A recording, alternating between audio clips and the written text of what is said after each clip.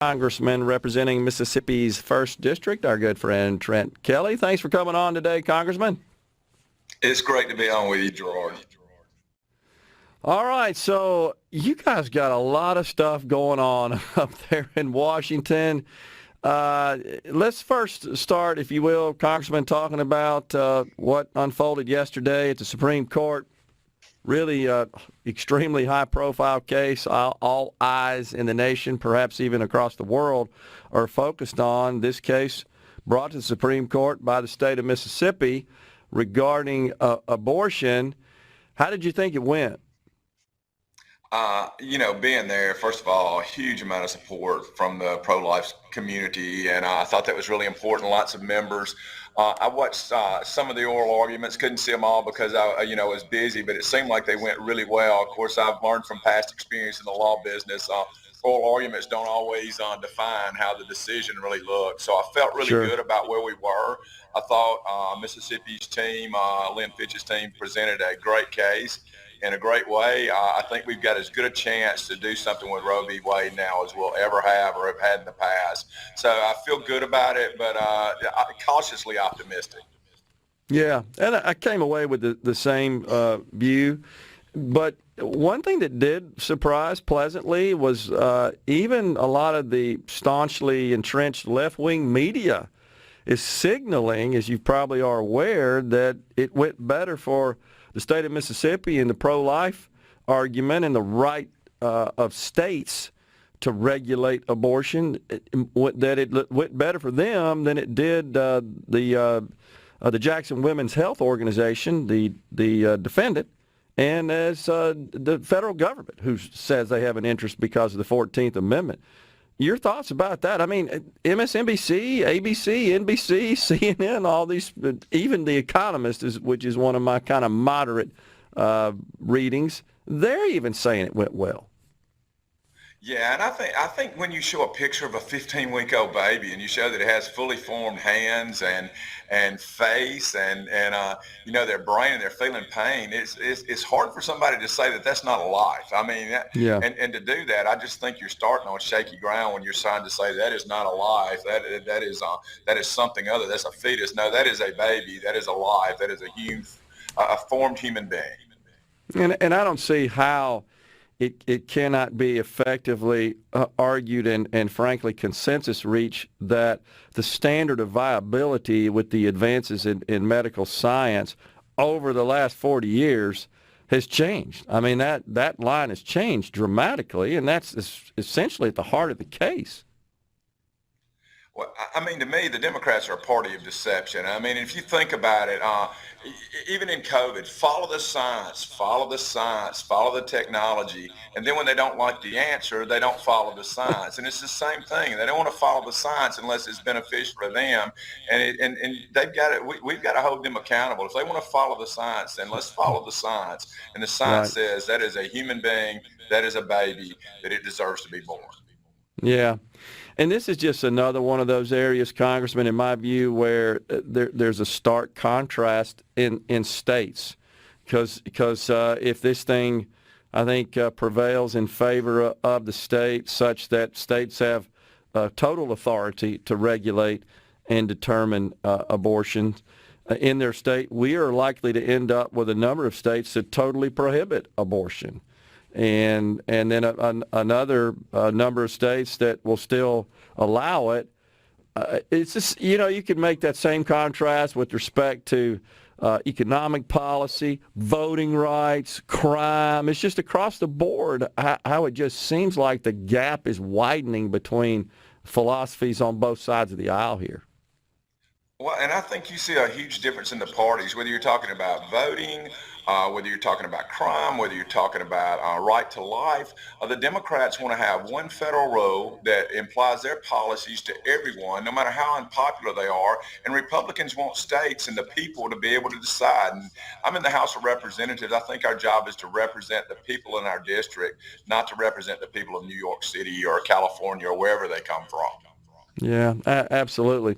All right, so the other thing that's looming large right now, Congressman, is the funding of the government. Once again, we're faced with this continuing resolution nonsense. It looks like the House says they got a deal, right? But the Senate, the rules over there are different, of course. And apparently there's a group of senators that aren't going to sign on to unanimous consent, they're signaling. Mike Lee, one of those. And basically saying we want to get rid of this goofy vaccine mandate, and that is a requirement for us to move forward. What do you think's going to happen there? You got any thoughts on that? I think they will get to a deal as far as a CR. Of course, I'm not for these CRs. They're devastating, not only to our military, but to everything else. Of course, it's kind of funny with the Democrats because basically they're passing Trump's budget on everything else, which is his last budget anytime we do a CR. So it's a lose for them. I think it's a lose for Republicans, too. But I don't like CRs because they're so devastating to so many of our businesses and contractors. I mean, that means no new acquisitions. And with all this going on with China and Russia right now, we don't need to be holding our military hostage. They need to do their job and do their appropriation. But they've done no work. The whole year they've done no work, and they're getting here to 3 or 4 weeks left, and they're trying to cram everything together now. And we know what that does. It's 1,000-page bills that nobody has a chance to read that have all kind of bad stuff for America in them. So I think they'll get a CR through February, but I think we'll be going through the same process again in February because they don't know how to work. They don't know how to govern. So you got that. You got the NDAA authorizing spending to keep the military going. You got that on the horizon. You got the debt ceiling coming up. And you got this gigantic Build Back Broker bill, as I call it. All of that floating around. But here's the deal, Congressman. Does it not seem like that, as is typically the case, they expended all of their cycles, all of their energy, all of their political capital on trying to ram through this unpopular legislation instead of taking care of things they should be taking care of, like making sure we got money to pay the bills? They do, and they're focused on, and I mean, you've got people in the House on the other side that are wanting Biden to do more through executive orders, and I mean, you don't have to go any further than the vaccine mandate. This thing is unconstitutional, It's illegal, but you got members of the squad wanting to cede that power to Biden no matter what. And listen, these vaccine mandates, and thankfully Louisiana, my friend Jeff Landry over there, the Attorney General there, we've got some wins in this, and we're fighting this every way we can, whether it's through lawsuits, trying to pass legislation. Of course, that's hard to do in the minority, but we're doing everything we can with these vaccine mandates because that's all, they just want this so that they can continue to control power and control elections. And it looks like it's coming apart, though, with some of the wins that are occurring blocking these mandates in the courts, certainly from a healthcare worker perspective, and now federal contractors.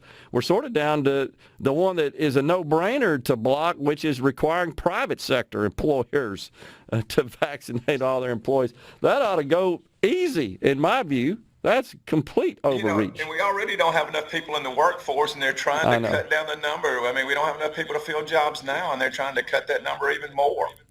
Ridiculous. Well, before you go, what do you think about the midterms? It's less than a year now. You feeling pretty good about our chances of flipping the House and the Senate? I really am. I think we have to make sure that the American people know that we have a plan to put the brakes on the Biden administration. I think we have to make sure that we're not fighting with ourselves and that we understand that what we're trying to do is highlight how horrible the policy of Democrats who control all three chambers, the presidency, the House, the Senate, and just show how horribly they have failed in governing America. But they don't admit it. That's what you can't. They think they're doing great. The president's still running around telling everybody how great everything is. They are, but I don't think the people are buying, as we saw in Virginia. I agree. Even New Jersey, we didn't win that race, but we sure pushed. And so I think that the mood out there, they can keep telling themselves that they're successful, but the people aren't buying it. They're smarter than the Democrats give them credit for. It's unbelievable. They just seem to be kind of tone deaf to the polls. Also, we're hearing more staff attritions in the vice president's office. Nobody wants to work for her, doesn't seem. Well, you saw what a horrible candidate she was. She couldn't even last much longer than the Iowa caucuses, and she was a horrible candidate, and she can't win again. So it's not surprising that she's unpopular. That's unbelievable. Congressman, always a pleasure having you on the program, sir. Thanks so much, and we'll be tracking everything and talking to you soon. All right, thanks a lot.